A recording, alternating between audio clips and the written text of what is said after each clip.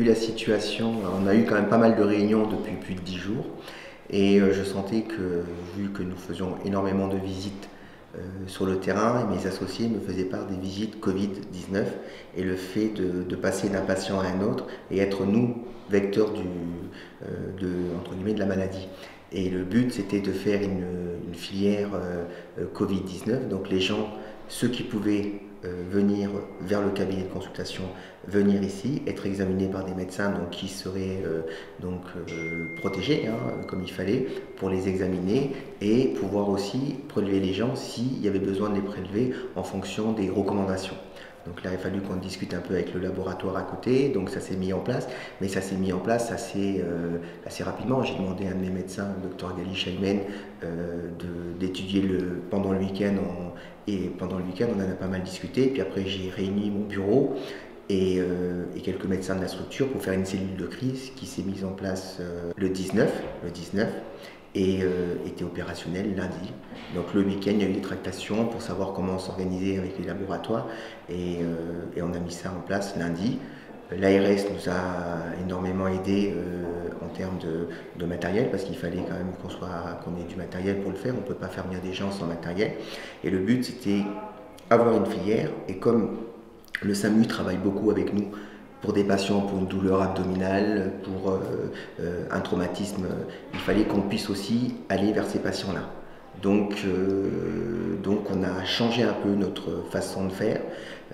On a fait venir des motifs de fièvre au cabinet, alors qu'habituellement on pouvait les voir à domicile. Et afin de pouvoir répondre au mieux à cette crise sanitaire et aussi de ne pas s'écarter de notre activité première qui est être au chevet du patient.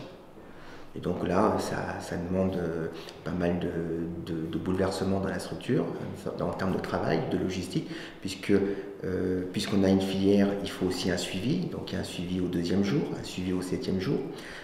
Donc on a travaillé, il faut qu'on suive avec de la téléconsultation, donc ça demande à chaque médecin qui a vu le patient qui supposé Covid-19 positif par le test, le suivre en fonction des critères. Ça fait faire un listing de patients à revoir, donc ça nous demande une surcharge de travail administratif et de présence pour faire de la téléconsultation, mais on s'est dit que sur un mois et demi, on pouvait se donner la peine sur cette crise sanitaire de pouvoir répondre à la population.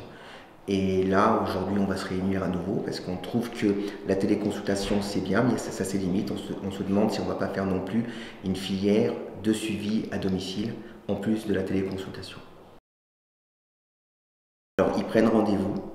Donc souvent, des fois, c'est pour une visite sur le terrain et le standard a comme consigne, en fonction des critères qui lui ont été donnés, de ramener le patient vers la consultation si c'est possible.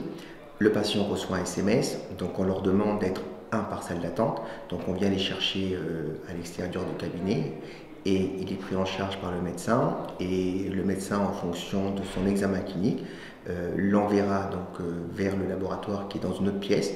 Il y a le prélèvement et en 24 heures, on a les résultats.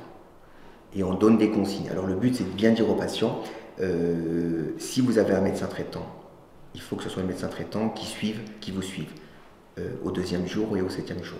Si le patient n'a pas de médecin traitant, donc nous, on se fait l'obligation, puisqu'il a été pris en charge par SOS, on ne peut pas se permettre de laisser un patient dans la nature sans suivi, on s'oblige à le suivre. Si le médecin traitant n'est pas disponible, et il se trouve qu'on a quand même dans la métropole des gens qui n'ont pas de médecin traitant, et ces patients-là, nous les suivons aussi.